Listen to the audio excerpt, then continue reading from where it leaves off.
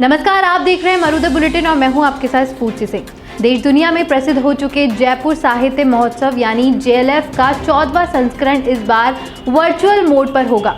अगले साल फरवरी में होने वाले JLF में वक्ताओं की पहली सूची की घोषणा कर दी गई है।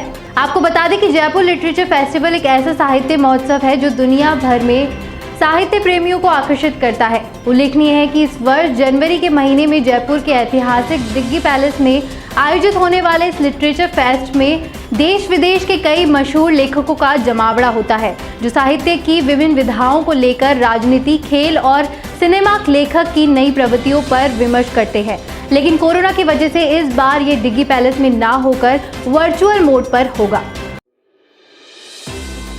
ऑस्ट्रेलिया को उसकी जमीन पर हारने के बाद अब टीम इंडिया के सामने अपने घर में इंग्लैंड की चुनौती है। 4 टेस्ट की सीरीज के पहले 2 मुकाबले 5 फरवरी से चेन्नई के एम चिदम्बरम स्टेडियम यानी चेपक में खेले जाएंगे। चेपक में भारत का शानदार रिकॉर्ड रहा है। इस ग्राउंड को टीम इंडिया का गाबा कहा जा सकता है। चेपक में भारतीय टीम पिछले 22 साल से एक भी टेस्ट नहीं हारी है। भारत को यहां आखिरी बार जनवरी 1999 में पाकिस्तान के हाथों 12 रन से हार झेलनी पड़ी थी। इसके बाद टीम इंडिया का यहां 8 टेस्ट मैच खेल चुकी है। इनमें 5 में भारत को जीत मिली और 3 मैच ड्रॉ किए गए थे। प्रधानमंत्री नरेंद्र मोदी असम के शिवसागर में पहुंच चुके हैं। असम के CM सर्बानंद सोनोवाल ने मोदी का स्वागत किया। पीएम मोदी ने यहां पहुंचकर असम के शिवसागर में स्वदेशी लोगों को भूमि आवंटन प्रमाण पत्र दिए।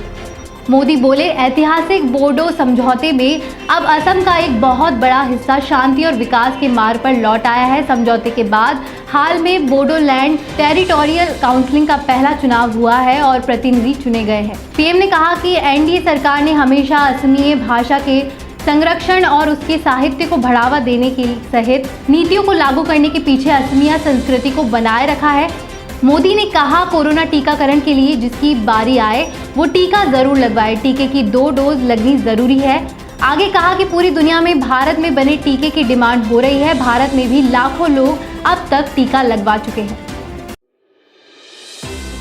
भारत चीन के बीच कमांडर स्तर की 90वें राउंड की वार्ता के लिए रविवार 24 जनवरी का दिन निर्धारित किया गया है। ये वार्ता भारत में चुशुल सेक्टर की दूसरी ओर स्थित मोल्डो में की जाएगी। वार्ता का मुख्य मुद्दा पूर्वी लद्दाख में जारी सैन्य तनाव है। इस वार्ता में विदेश मंत्रालय के प्रतिनिधि के भी शामिल होने की संभावना है। सीनियर अधिकारियों के अनुसार 90वें दौर की वार्ता काफी महत्वपूर्ण है।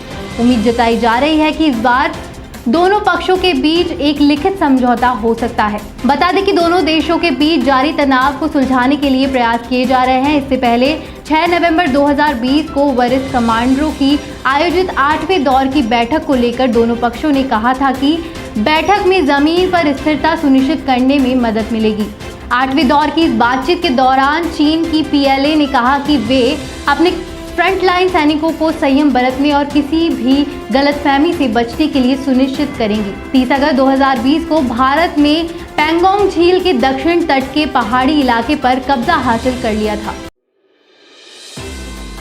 केंद्रीय गृह मंत्रालय ने राज्यों और केंद्र शासित प्रदेशों को ट्रांसजेंडरों की सुरक्षा पुनर्वास को लेकर दिशा निर्देश दिए हैं। केंद्रीय गृह मंत्रालय ने केंद्र शासित प्रदेशों और राज्यों के सभी मुख्य सचिवों को एक पत्र लिखा है, जिसमें ट्रांसजेंडर व्यक्तियों के अधिकारों की सुरक्षा है और उन्हें इस संबंध में पुलिस और जेल अधिकारियों को संवेदनशील बनाने का निर्देश दिया गया है।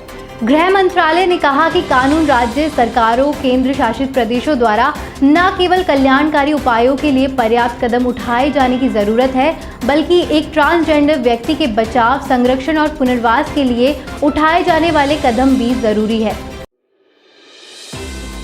इस बुलेटिन में फिलहाल इतना ही। देश और दुनिया की तमाम खबरों के लिए आप देखते रहिए मरुदर बुलेटिन। नमस्कार।